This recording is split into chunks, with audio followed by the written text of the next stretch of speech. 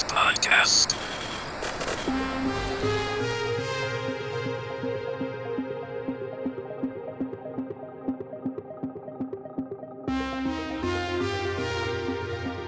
Hello and welcome. We are the ZEITGUYS. My name is Greg. My name is Nick.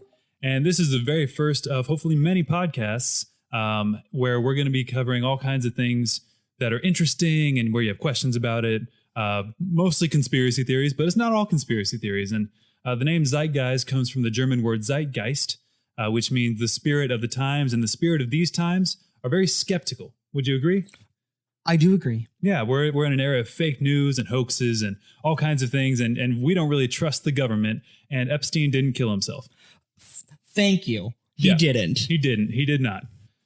So we're going to go ahead and get into this. I've got a theory that That's a way to kick it off. that's a way to kick it off. I mean, see, that wasn't the theory. That's just straight up fact. But And if you disagree, okay, boomer. yeah, okay.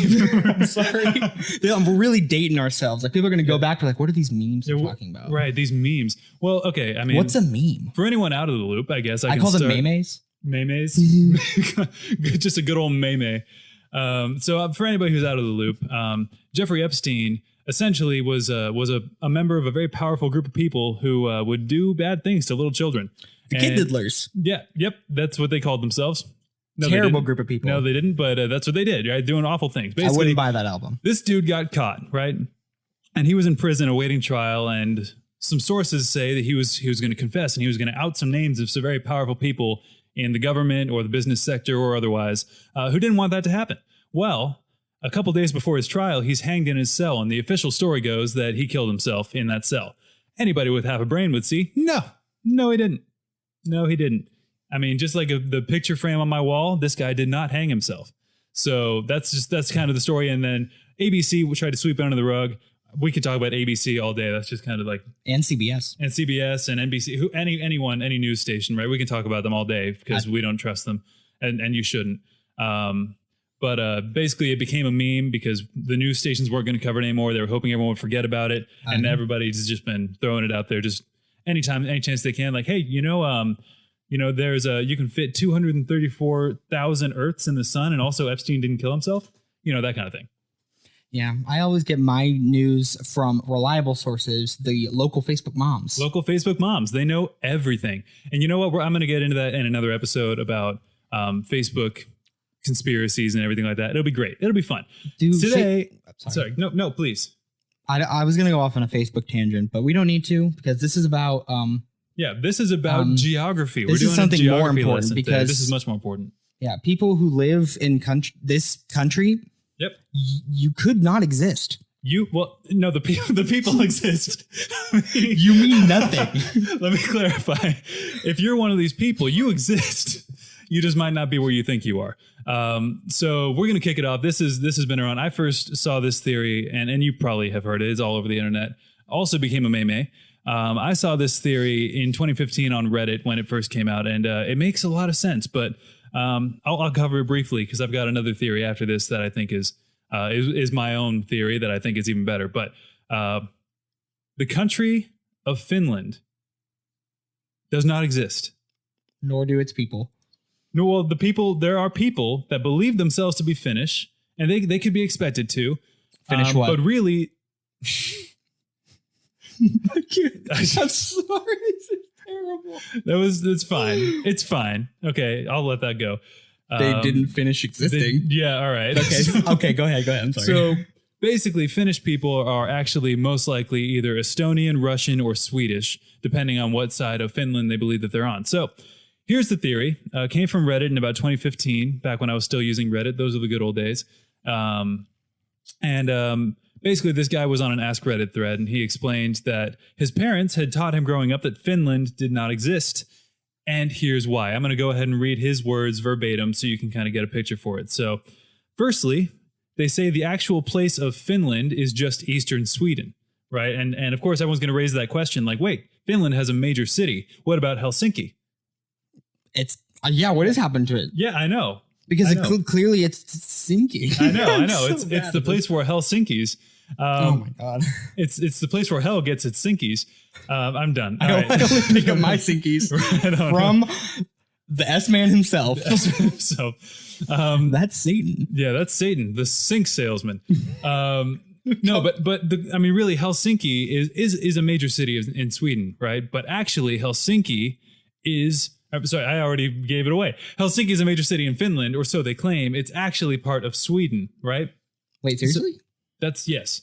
So Helsinki is in eastern Sweden, and so when people fly there, because there's a major airport there, of course, it's not like they would really notice. You know, I mean, you can't really just look over there and be like, "Oh, that must be Sweden." You know, it would look the same if Finland were there. So world maps have been altered.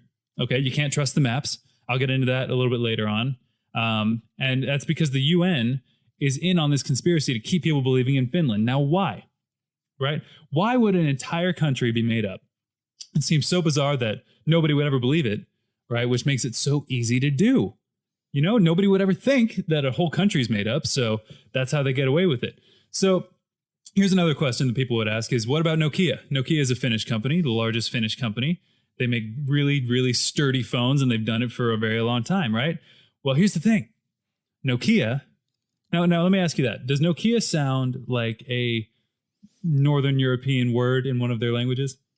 I mean, yeah. I mean, or I honestly thought you said like IKEA. So now that you say Nokia, like IKEA is real. IKEA yeah, I know, but I'm saying like the name, the way they sound are similar. They are similar, and I think that's what they were going for. The people who named Nokia were not the Finnish, because there is no Finland, but the Japanese, right? Oh, and yeah. IKEA is Swedish. So Right. the Japanese take some of their language, right, the no portion, combine it with the Kia from IKEA, Right. and they've convinced everyone that Finland has a major company. Now, why would the Japanese do this? For cheap furniture. No. Good guess, I think, but no. Basically, the Japanese wanted to invent a country in the Baltic Sea, and they convinced Russia and Sweden to go along with it. And the reason they did it is because of fishing rights. Now, Japanese people love sushi. Japanese people invented sushi. They also eat all kinds of different interesting sea creatures. Their diet is rich in all kinds of, sea animals and whatnot. And a lot of those have tight regulations on them. You can only eat so many octopi. I almost said octopuses. You can only eat so many octopi before there aren't enough left. Is it really octopuses? No, it's octopi. Okay, because I was about to be like, wait, really? Yeah, no. Have I been wrong all this time? Nope. That's a James Bond movie, though. Octopussy. It's a real movie. Oh, yeah. That's a great movie. Gotta love me some Octopussy. Yeah. Yeah. That's a... Nope. And I can only have, apparently, what was it? How many Octopussies can I have here? Well, I mean, I think that's what Octomom's video was called, Wait, see? No, I don't know. I'm making that up. I'm making that one up. Oh, boy, this will be fun. So anyway... So there's tight fishing regulations, right? And the Japanese people, they can't just fish whenever they want for all the things that they want, because the demand might be there, but the public outcry and the regulations of the UN wouldn't allow it. So after the Cold War, they went to Russia. Russia was really not doing too well after the Cold War, right? No. Those of you who were alive at the time remember that. I was not, but Boomers. the boomers would know this, right? Ask your local boomer and they'll tell you all about it. The AKA mom and dad. Mom and dad. So the Russians weren't doing so well. They were starving. They were their people were just trying to live, right? So Japan approached them and said, hey, Russia, let's create a landmass, quotations, landmass called Finland, where we can fish. So basically it's just a big open spot in the Baltic Sea, but they convinced the rest of the world there's a country there, so nobody would suspect the Japanese are harpooning whales and things there, right? The fish is then transported through Russia, where a small percentage of the food is given to their starving population. And then is shipped to Japan under the disguise of Finland. No, Nokia products. I was like, I don't know what you want me to say. I was really hoping. Anyway, it's fine. So Japan is one of the largest importers of Nokia products. And yet, have you ever seen a Japanese person with a Nokia phone? I don't know. But anyone who's been to Japan, let me know if you've seen them holding a Nokia phone. Where do the Nokia products go? That's the question. See, this is the only thing I have a problem with, and it's not. And I am a lot more into like anime and Japanese culture, I think, than you might be. Okay. So I think actually Nokia does make a lot of modern day phones for Japan, because they are because I know for a fact Japan is still big on like flip style phones. Really? Yes. It's like old style, but like they're very fancy, like flip style phones. Like you flip them up, it's like a whole like touchscreen interface, but they still got like buttons, and it's a very like customizable because it's very attuned to like your personality. They're all customizable faceplates. That's pretty cool. And I think, I'm just guessing, but I think Nokia still makes a lot of those types of phones for the Japanese market. I think possibly, or they do that. They to transport cover it their up. fish from the Baltic Sea from a place called Finland that is not really there. Right? Now, that's the other thing, is that Russia created a railway that runs the entire length of the country. And that was created with the sole purpose of transporting this Nokia fish to the Japanese. Now, why? Here's the other question. Why would Sweden agree to this? You know, Russia's getting some food. What's Sweden get out of They're this? fucking in on it. Sweden gets Helsinki, and the world is none the wiser. Why do they want Helsinki? Tourism, obviously. Helsinki is a major city. There's a major airport, lots of commerce, lots of people coming there, and they think they're spending their money in Finland. They're spending their money in Sweden.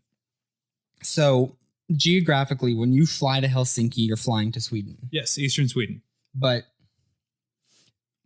so is Finland? I'm sorry, I'm very bad at geography. I told you to get a map in here. I know, but I can pull it up. Let's pull up a map really quick.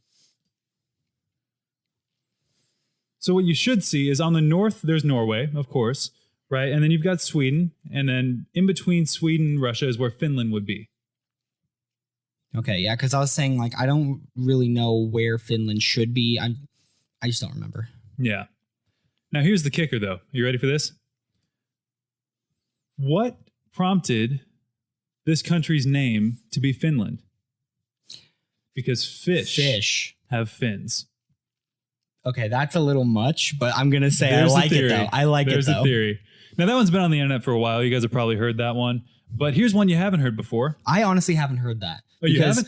Okay, I want to give. Yeah. Let's give this some due credit then. Let's take a second and just sit in this. Dissect this a little bit, because it just seems like I get, like, Japan, not to be stereotypical or anything, but Japan eat a lot of fish. They eat a lot of fish. But the thing is, so they have like regulations on their own country to fish in their sea area. Is that what you were saying? Well, there are international regulations as well. Okay. That they would have to abide by. But Finland over here does not have those. Doesn't have those, because as far as people know, there's a country there, you know? And so they can fish as much as they want without any regulation. So you're saying, like, I'm looking at a map, and so where Norway and Sweden are, Finland's right in between there. So you're saying that actual landmass does not exist, like, or it's there, it's there, but it's just not actually Finland. No, I'm saying there's no landmass there. It's just the Baltic Sea. That the Baltic Sea is bigger than it looks. I can click on stuff. Oh, that's pretty cool. You clicked on Kazakhstan. Well, that place is real, apparently. That's a real place, not just from Borat. Kazakhstan is real. I forgot that was it. Okay, Finland. Here we go. Oh my god, it even looks like a fish. It does. It doesn't. It looks like a fish. It was designed that way.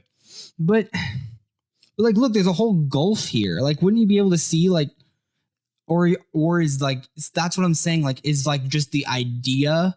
Oh, I'm sorry. Let me correct myself. When I said Helsinki would be Helsinki's western Sweden. I'm sorry, the western coast of Sweden, across from the. So sea.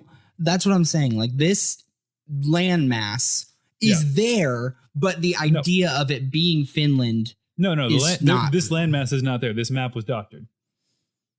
Every map is doctored. Yes, that's the theory. Okay, I'm going to be the hella skeptical on this one. Like, that seems like a lot of work. There's the ZEITGUYS. He's skeptical. God, I am, because, I mean, as much as I would like to believe that, it seems like way too much work. But think of all the fish they can fish. Like, think they could get as many octopi as they want, sea cucumbers, sharks. It shows Helsinki's in Finland. Well, the map does, sure, but can you trust that map? I don't know. Can I trust mapsoftheworld.com / Finland? Maybe you can. Maybe you can't. I don't know. Mapsoftheworld.com. Anybody could have made that website. Anybody can make any website. Which brings us to our sponsor, Squarespace. Oh, boy. I wish if Squarespace is listening, we'd be fine to do a couple sponsor videos. We will prostitute ourselves for this podcast if we need to. Yeah, I have an arm I'm not using. Do you want it? Okay, so here's the thing, right? That's the Finland theory. That one's been bouncing around the internet for a while. Do you want to hear my geographical theory? Yes, I am curious. All right, here's my theory. And in my theory, you can and can't trust maps, right? And I wish we had a physical map here so I could show this to you because it's hella convincing if I have an actual map. Anybody at home, if you have a globe or a map near you, I'll tell you when, but you're going to have to take a look at that, okay? So, there's another country in the world, a country of mystique, of mystery. Like the X-Men? Yes, like Mystique. And this country, it does exist, but it's not real. The country is New Zealand. Oh, come on. Yep. And I've been to New Zealand. I've stood on this landmass, right? And after I went to New Zealand is where I first came up with this theory that New Zealand, while it exists, is not real, right? Now, an online map, of course, is gonna show it, but right. I'll get to this and I'll get to that in a little bit. So, what do I mean? What do I mean that New Zealand isn't real? Here's what I mean. New Zealand, and I've got some points to support this, but New Zealand was created by both the country of Australia, the government of Australia, and Peter Jackson and his crew for his magnum opus, the Lord of the Rings trilogy. Right? Now, here's what happened. Mm-hmm. In the late 1990s, Peter Jackson was looking for someplace that could embody Middle Earth, right? But without having to spread himself too thin. He could have easily gone to the Himalayan mountains for the mountain scenes. He could have gone to the Green Hills of Ireland for the grassy scenes. But think of how expensive a movie would be if you had to go all over the world for your different shooting locations. No, that wouldn't do. That wouldn't do. So what did Peter Jackson do? Peter Jackson created a very, very small country, one of the smallest countries in the world, I would point out, an island off the coast of Australia that has all the topographical points that he would need to film The Lord of the Rings in a very small space. I've been to New Zealand. I've driven across the North Island of New Zealand, can be crossed from tip to tail in about 4 hours. Very small country. We live in the great country of Texas. The country of Texas. The country of Texas. And you can get to from Dallas to Austin in 4 hours, right? So really, that's a small portion of Texas. Hey, now that's Texas, the whole country of New Zealand. Texas is a big ass country. Really is way bigger. We were our own country once. Let me tell you, way bigger than New Zealand. So here are my points. Here's the points that I have to support it. Okay, Number one. I'm getting there. Number one. Ice with you. No, I know, but I haven't even given you any supporting evidence yet. Okay. I noticed this when I went there. New Zealand. Let me ask you this. Well, let me back up. What is Australia known for? Death. Terrible things. Heat. Yep. Spiders the size of your face. Yep. It's just dangerous animals. Literally, right? It's the one place I don't want to go. I even heard the people suck. I'm sorry for anyone. I'm kidding. No, the people are fine. People are great. But no, they're known for dangerous animals, right? Yeah, because wasn't it literally for I don't know what war, but it was used as a prison island because it was so deadly. The Brits would actually send their convicts there, and that's how Australia was first founded. That's history. All the prisoners you know what? Let's just live here. Let's just stick. We're where stuck are they here. going to go? They can't swim anywhere. New Zealand didn't exist yet, so what are they going to do? So basically, the Brits come. The Brits. I don't know if that's is that an offense? Brits. No, Brits is fine. Okay, I felt. I mean, speaking as an American, I'm telling you that's not offensive. It's fine. Okay, I'm sorry. The British came back and they're all just "Where are the prisoners?" And they're like, "We got you." Yeah, right. They're all buff and they're wearing snakeskin. They're riding ostriches. They're they're you left us in the wrong island. Right. They've all got crocodile skin jackets. Okay. Anyway, this is north. So Australia, the closest neighbor of New Zealand, has just an incredible array of animals. So many animals, dangerous and not. New Zealand has no native animals. Now that's interesting. No native animals? There are no native animals to New Zealand, and people are gonna say this. People are gonna write me if anybody listens to this podcast. They're gonna write me and they're gonna say, "But what about the kiwi? The kiwi bird Right. is a native animal in New Zealand, right? I'm going to get to that. Just hold that thought, right? Other than that, there are no native animals. I was all around New Zealand. Nothing. Animals just don't live there. Now, why? If it had developed similarly to Australia, right, in a similar geographic area, similar time frame, and if at some point there was Pangea and it all kind of broke off, why would there be no animals at all on this tiny island in New Zealand? There should have been some. There should have been some. If there are animals in Papua New Guinea and Hawaii and all these teeny tiny islands that are all spread apart, why wouldn't there be animals on New Zealand? Because it was invented and created as a movie set. Now, here's what happened. Late 1990s, early mid 1990s, whenever Peter Jackson was trying to do this, right? He is trying to figure out how to make it work. He discovers this just area that looks pretty tranquil, right? It looks like this could work, and the seas aren't too rocky there. There's a great barrier reef. It keeps the seas pretty level right around that area. So it's a great place to build his massive set. And let me preface this by saying that the budget for each Lord of the Rings film in 2001 dollars, I don't know how much that changes things, but $94 million for each film. So all three, and he filmed all three concurrently. So you can just put all three of those budgets together, 94 million times three, right? He goes to the government of Australia and he says, listen, I'm going to make a movie. It's going to be a great movie, the best movie, right? And this is going to get us lots and lots of money, but I need your permission to use the waters surrounding your country, right? Off of the West Coast there. Mm-hmm. East Coast. Sorry. I'm really mixing up my East and West today. And the government of Australia says, well, what's in it for us? Right? You know, I mean, why would we do that? And he's like, I'll tell you, this is going to be a very, very small landmass. But once this movie comes out, tourism is going to explode. And you know how they'll have to get there? Fly into Sydney. Right? So your short-term tourists are going to just come out of nowhere. You'll be amazed, right? And also, I'll give you some of the profits from the film. That I can't prove. I can prove the tourism thing. I can't prove the profits, but they probably happened. Anyway, so he builds this set, right? He builds New Zealand, and it's beautiful, and it's everything that Mordor would be. It's everything that the Shire would be. It's everything that Rivendell would be. It's all just like it's described in the books, right? They make it perfectly with their, several $100 million budget, okay? And they film it, and it all looks great.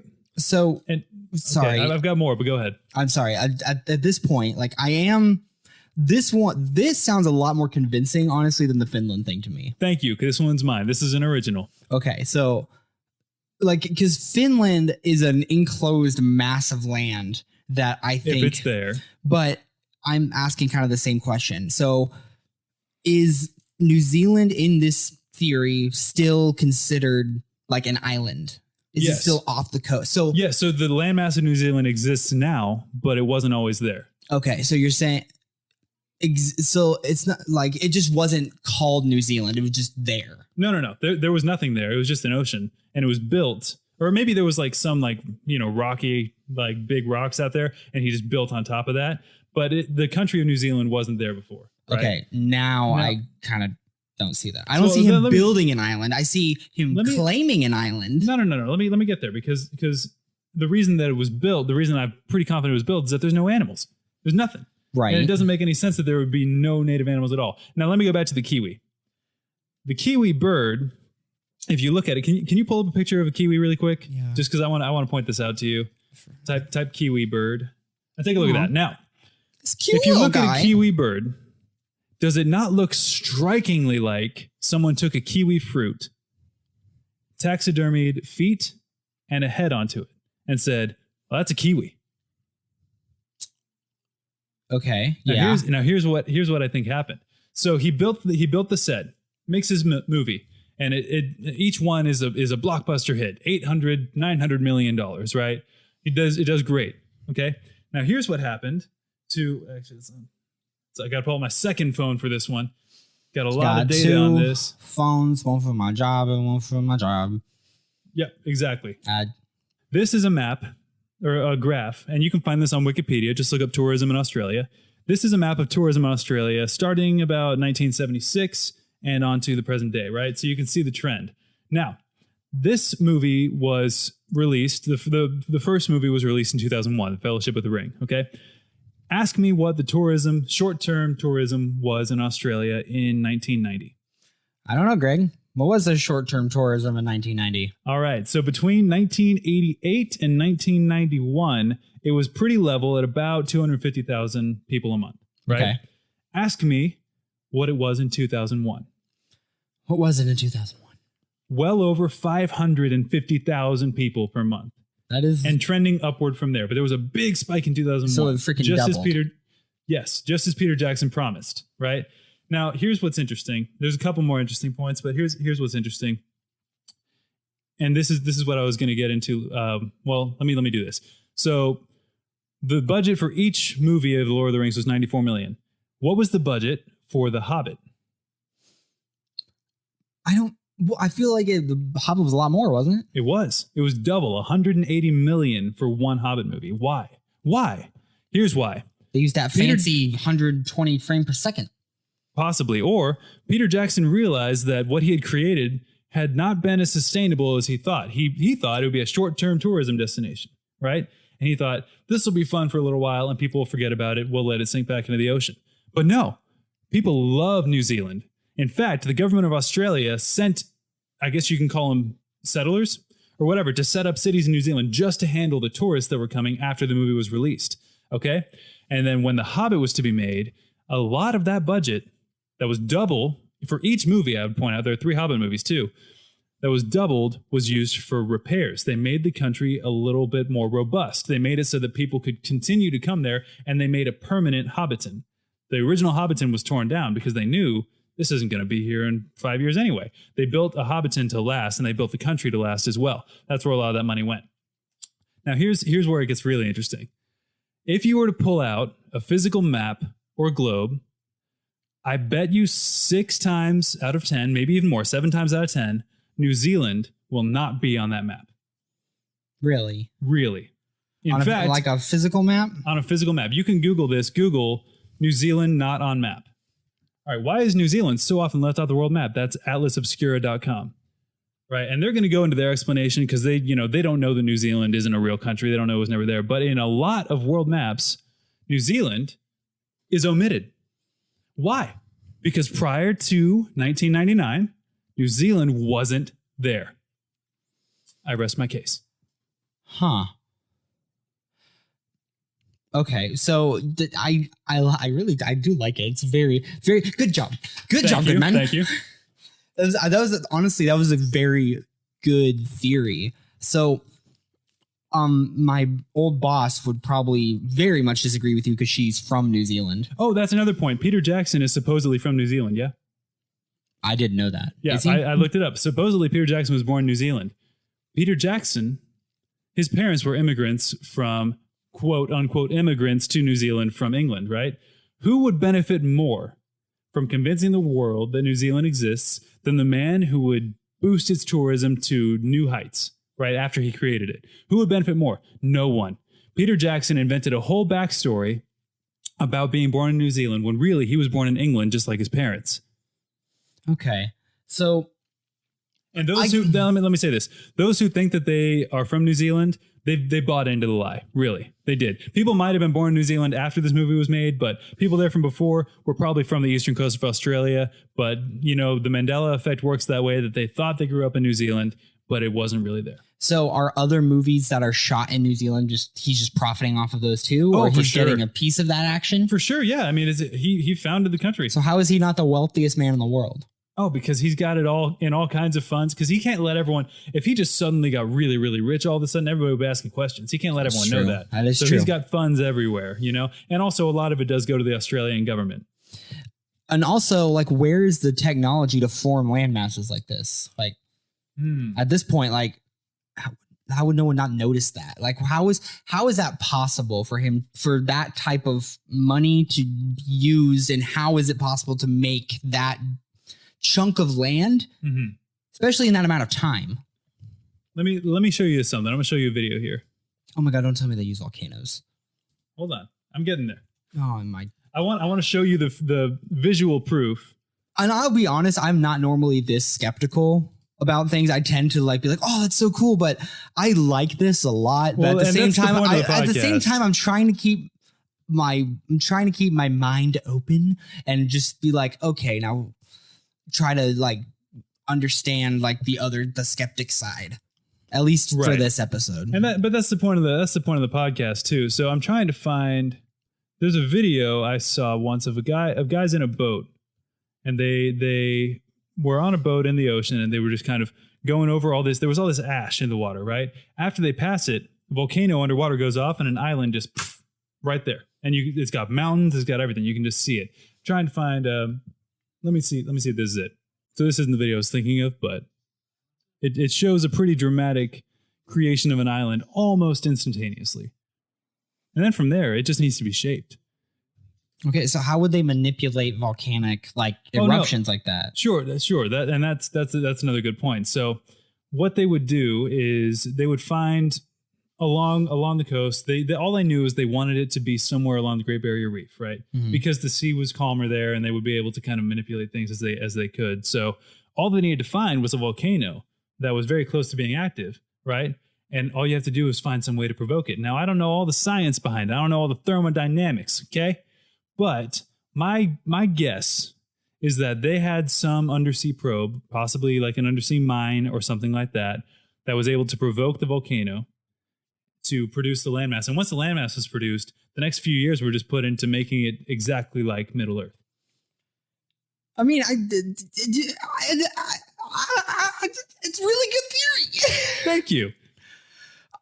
It's just, it's like a lot of work, but again, you'd make a ton of money. He made of that. so much. I'm telling you, $94 million budget for each film, well over $800 million gross for each film. So that's like 10 times the money. Yeah. And I mean, I know I've heard like rumors about like, oh, New Zealand. I've seen New Zealand like in different places on the map. Like sometimes it's above Australia, sometimes it's on the other side. It's so weird. Like I feel like the same like could be said like about like Greenland about the same thing, like Finland or New Zealand, because some maps don't have Greenland. Some maps, Greenland is like twice the size of like Russia. It's not actually though. It's just the way the map is, because the way the most common map, and I know too much about maps, I guess, but the most common map, it actually stretches the further away you get from the equator. So like the countries that are further north or further south are stretched a little bit because you're putting a round map on a flat surface. And so Greenland like stretches a lot because it goes up to the Arctic Circle. And so because of that, it looks really, really big. I don't think it's actually that big. Right. Yeah. But I think it's just depicted weirdly. Probably. On some maps, like sometimes it's huge, sometimes it's tiny. Yeah. So I think we're going to end that show there. But the question goes to you. Does Finland exist? Is not Australia? Is New Zealand real? Do you exist? Do you? Is this all part of the Matrix? We don't know. That could be another theory, because it could be. Well, that's too easy. That's too easy of a theory, though. Everybody thinks that sometimes. Oh boy, I just watched a show. So, like I said before, I'm into the animes. The big weeb right here. Whoop whoop. Just call me Mr. Weeb. Weebles wobble. They don't fucking fall down, man. No, they don't fall down, man. So can't keep a weeb down, man. Can't keep a weeb down. I mean, I'm not as into it as I used to be because I'm a dad. So yeah, got baby stuff to do. And then I got to take care of my kid as well. What? I don't know. Thought that joke would be funny. It was funny in my head for like a second. I was like, that didn't make any sense. You got to laugh out of me. Carry on. Okay. Well, I just watched the show. It's called Serial Experiments Lane. It's from 1998. Like, and it's funny because it basically kind of like predicts how obsessive the culture of the world gets with the internet before the internet was like a big thing. It's super trippy and it makes no sense. I had to watch like it was such a cool visual like show because it was like, it's one of those shows where it's like 90s technology, but it's like very advanced. So It's like old, but cool. It's like that, what is it? Like that synthy, like trippy VHS, but like the technology is so like advanced, more advanced than what we have. But like it's still using like giant computers and room servers, but they can like teleport, and it's really cool visually, but it's very hard to understand. So I had to watch a ton of explainer videos, but it's basically like there's this thing called like The Wired, which is like a souped up version of the internet. And basically you're able to project your conscious into it to like socialize and play games. And basically like this girl is basically able to destroy. Wait, so it's like Second Life, basically. Second Life, but you actually put your subconscious into the internet. Spooky. It's Second Life meets Black Mirror. Carry on. Yes. I'm interested. So it's like the whole show is basically like a metaphor of like man is going to evolve into this thing that's like, what's the difference, man or machine? You can't tell them apart anymore. Like there's no barrier. So basically it's describing like you can't tell the difference between the wired or the digital world and real life. Like it just gets fuzzy. So basically this girl named Lane is like the god of the wired, which is like the internet, and she's able to control things in both worlds. It's way more complicated than that, but it's basically like people. But the thing is, in order for like normal people to like kind of transcend and live like a new life, you have to die, and your mind is now fully like both your conscious and your subconscious are in the wired now. That is the afterlife. It's very interesting. So you're saying it's Buddhism? In a way, yeah. Interesting. What's the name of the show again? It's called Serial Experiments Lane. All right, Serial Experiments Lane. There's your product placement. Please send us things. It's a very old show. So okay, never mind. We tried. It's a good show. Again, it's very niche, so you may not like it. It's very boring at times, but it's if you're into that kind of stuff and you like thinking and you like cool visuals, then it's a very good show. If you're listening to this podcast, you'd probably be into that kind of thing. So check it out.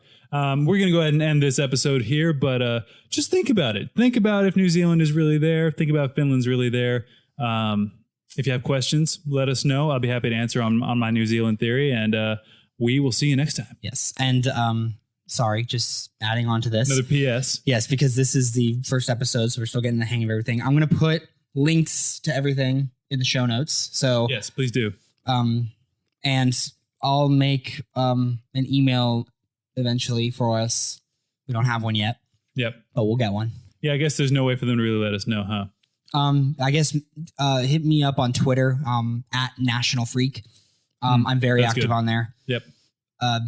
That'll be our go-to for now, unless you want. Sounds good. No, I'm good. I have a Twitter. I haven't used it in like 5 years. Okay, I'll be the social media guy then. Yeah, okay. That'll work. I might eventually get a Twitter. We'll see where this goes. Anyway, that is our first episode of the ZEITGUYS. Hope you enjoyed it, and we'll see you next time. Goodbye.